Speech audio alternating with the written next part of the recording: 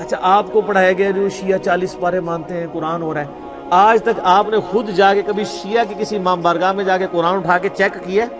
Propaganda چلتا ہے سر. جب آپ اس طرح کے جھوٹے پراپیگنڈے کرتے ہیں نا، پھر اس کا نقصان یہ ہوتا ہے کہ جو مخالف ہے نا وہ اپنے اس عقیدے میں اور کانفیڈنٹ ہو جاتا ہے کہ یہ تو ہے ہی اتنے جاہل ہیں، جو اتنے جھوٹے ہمارے اوپر الزامات لگا رہے ہیں، تو ان کی باقی باتیں بھی غلطی ہوں. بسم اللہ الرحمن الرحیم. السلام علیکم دوستو. یہ محمد علی مرزا صاحب جاہل بھی ہیں اور جھوٹے بھی ہیں، اور کس طرح الزام لگا رہے کہ جناب علی یہ جھوٹ باندھتے ہیں، پروپیگنڈا کرتے ہیں، اور امام بارگاہ میں جا کے دیکھیں کہ یہی قرآن ہوگا.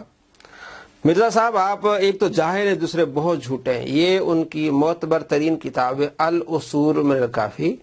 اس میں کئی ایسے حوالے جس میں لکھا ہوا ہے کہ یہ وہ قرآن نہیں ہے جو آپ صلی اللہ تعالیٰ علیہ وآلہ وسلم پر نازل ہوا تھا. اس قرآن میں تو 17,000 آیتیں تھی، اور اس میں یہ الاصول من الکافی ہے، جلد نمبر 2 ہے، اور صفحہ نمبر اس کا ہے 634. اس میں لکھا ہے کہ حضرت امام جعفر صادق رضی اللہ تعالیٰ عنہ فرماتے ہیں کہ وہ قرآن جو جبریل لے کے آئے تھے محمد صلی اللہ تعالیٰ علیہ وآلہ وسلم کی طرف، اس میں 17,000 آیتیں تھی. موجودہ جو ہمارے پاس قرآن موجود ہے اس میں 6,000 کچھ آیتیں ہیں، اور جس میں 17,000 آیتیں ہوں تو پھر وہ یہ تو 30 سپارے ہیں نا، وہ تو 70 سپارے تک چلا جائے گا. آپ تو 40 کہہ رہے ہیں. جناب علی ان رافضیوں نے قرآن پاک میں تحریف ہونے کا دعویٰ کیا ہے کہ یہ وہ قرآن نہیں ہے جو نازل ہوا تھا. ایک تو دلیل یہ، اور عقائد جعفریہ مولانا محمد علی نقشبندی رحمۃ اللہ علیہ کی کتاب ہے، پوری اس میں تفصیل ہے. آپ نیٹ سے اس کو ڈاؤن لوڈ کر لیں. جلد نمبر 3 میں پوری تفصیل سے وضاحت سے لکھا ہے، اور ان کے عقائد بیان کیے ہے کہ جمہور رافضی کہتے ہیں کہ قرآن پاک میں تعریف ہو چکی ہے، اور کچھ اس کا انکار کرتے وہ صرف تقیہ کر کے، کیونکہ ان کے مذہب کے 10 جز ہیں، ان میں سے 9 جز تقیہ کے ہیں. تقیہ کیا ہوتا ہے؟ یعنی دل میں کچھ اور ہے لیکن زبان سے کچھ اور بولنا، اسے کہتے ہیں منافقت. تو ان کے مذہب میں 10 جز میں سے 9 جز منافقت کے ہیں، تقیہ کے ہیں.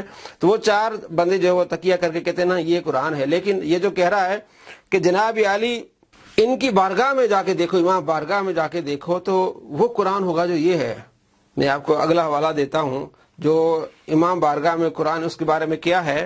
الاصول من الکافی جلد 2 صفحہ نمبر اس کا 633. اس میں راوی کہتا ہے کہ میرے سامنے امام جعفر صادق رضی اللہ تعالیٰ عنہ کے سامنے ایک شخص نے قرآن پاک کی تلاوت کی، لیکن وہ قرآن نہیں تھا جو لوگ تلاوت کرتے تھے.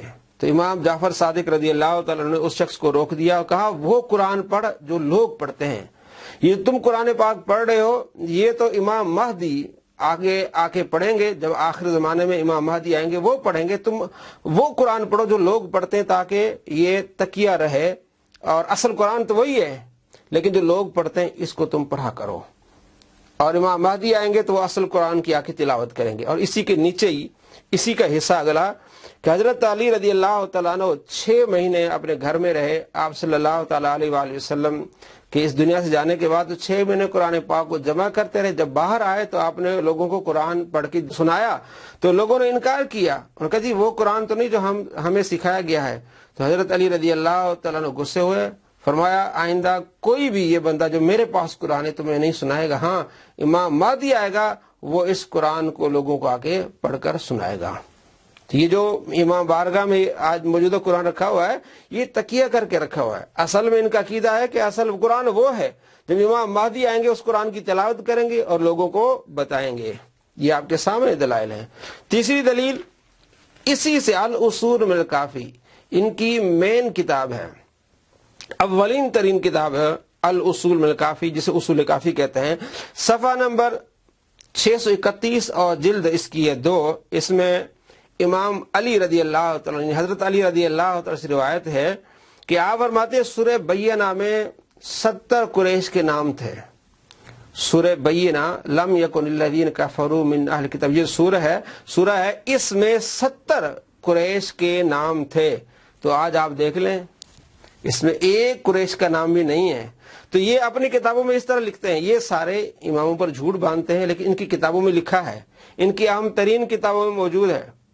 یہ کہتے ہیں ایک سورہ نورین تھی اور ایک سورہ ولایہ تھی، اور قرآن پاک کی بہت ساری آیات کے درمیان کہتے ہیں کہ یہاں جو ہے وہ اہل بیت کا ذکر تھا۔ کہتے ہیں قرآن کے 3 حصے تھے اور اس میں تیسرا حصہ صرف اہل بیت کے ذکر میں تھا جو یہاں موجود نہیں ہے۔ مرزا صاحب آپ تو کہتے ہیں نا کہ 40 سپارے کی بات پروپیگنڈا ہے، تو یہاں 17,000 آیتیں، اور آج کا جو موجود ہمارے پاس قرآن ہے اس میں تو 6,000 کے سے کچھ زیادہ آیتیں ہیں، تو 17,000 آیتیں میں آپ بتائیں کتنے سپارے بن جاتے ہیں۔ دوستو ان کا عقیدہ ہے رافضیوں کا کہ قرآن پاک میں تعریف ہوئی ہے، اور اس کی پوری تفصیل عقائد جعفریہ جلد 100 میں آپ پڑھ سکتے ہیں۔ ان کے تمام دلائل اور ان کے جوابات اور ان کی کتابوں کے مکمل حوالے۔ تو مرزا صاحب جھوٹے بھی ہیں اور جاہل بھی ہیں۔